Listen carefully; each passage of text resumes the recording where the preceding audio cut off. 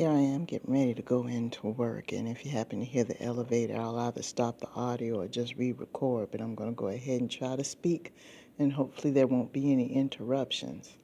But Spirit came to me this morning and told me that I needed to address you just standing your ground in regards to people coming back into your life. I'm going to give another example of how they try to come back into your life with the bad intentions, how to identify this. And I'm doing this because I want to save you time in your life. Now, I'm going to go ahead and talk about my attitude. And I'm not doing this to try to encourage anyone else to think the same, but I'm just going to give you my reasoning behind it. The reason why, another reason that I don't take people back is because I'm over 50 years old and I've been in this relationship game since I was 13. Full disclosure, people. Ever since I was 13, that's a long damn time. And I have sense enough to know that there are a lot of people in this world and that life goes on. I go ahead and cry my tears. I eat my ice cream. I regroup.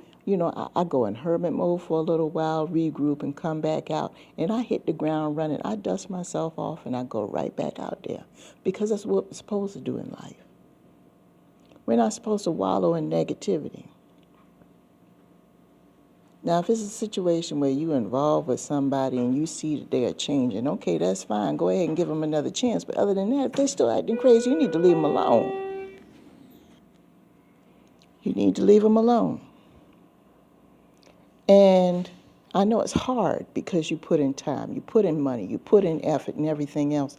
And also, you're thinking about the fact that you have received offers from other people who probably look better than this person, had a better job, had a better living situation, probably had a bigger bank account. There are people like that approached you throughout the entire relationship because of your loyalty and your dedication and your love for this person. You stay with them anyway, and you think about those missed opportunities, and that gets you more depressed. So what these people have a tendency to do, the ones that are trying to get back in and out your life, they use an emotional manipulation tactic by putting you in a spiritual timeout. They'll sit there and do this whole big brouhaha, nitpick, and try to create a situation where it's your fault, and that's the reason why they're leaving and everything, and they dump you so they can go ahead and run around in the street and do whatever it is that they want to do, knowing that they're going to come back later on. They figure they're going to put you in a spiritual timeout, like some kind of punishment, like you're a little kid or something. I'm going to give them some time to think, so when I come back, they could act better. There are people actually out here in this world who think that. So let me tell you what happens in the case of me. I live in the world of opposites when it comes to negative behavior. See, the behavior that you expect from me when you try to pull, emotional manipulation, you're going to get the exact opposite and you're going to get your feelings hurt. I'm not going to fuss back and forth with you. I'm just going to throw it right back at you. I've been in situations where I know for a fact that person didn't want to bust up with me, but see, there was something out there in the street that they wanted, and they knew that they wasn't going to be able to do it and deal with me at the same time.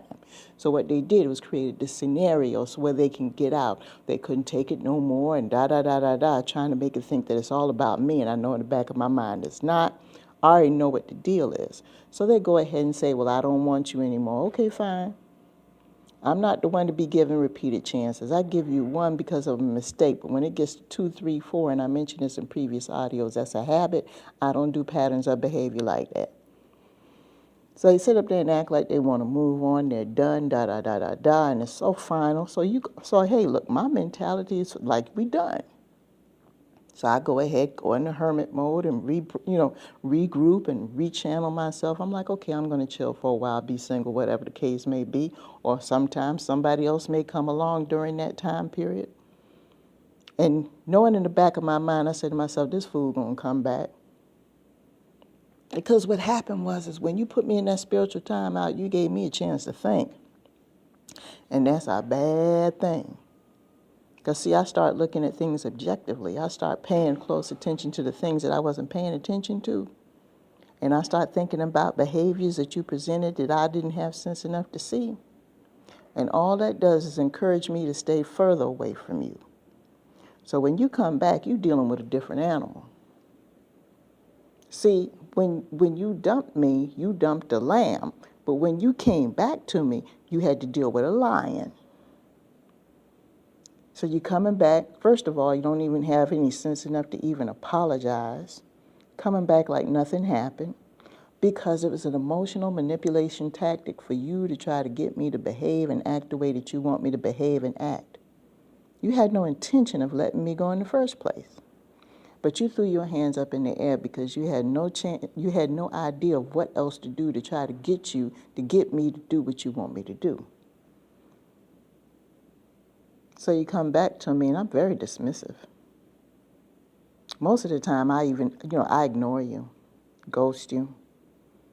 And if I do communicate with you, there's no love there. That love is gone. I mean, really, what kind of person with any high self-esteem is going to sit there and allow somebody who dumps them on a repeated basis and keep coming back? If you're one of these type of people and you claim you have low self-esteem, stop lying to yourself, because you wouldn't subject yourself to that behavior.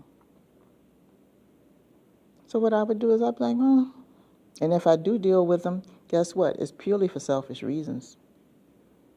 It has nothing to do with love.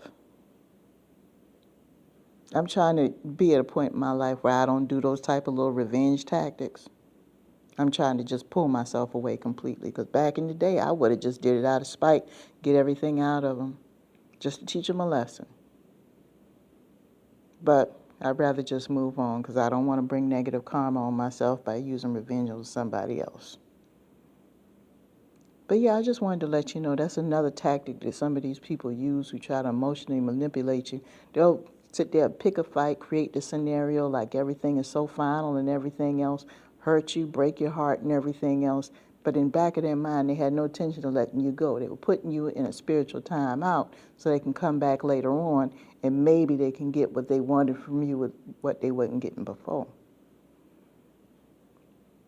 So I'm going to keep this a short one, but I thank you for your support of the channel, and I hope this helps somebody.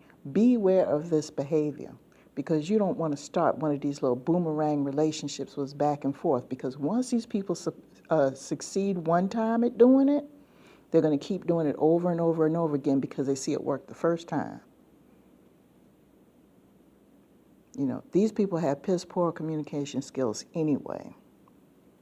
They have low self-esteem. It's about they're the ones that's damaged and have issues. You evolved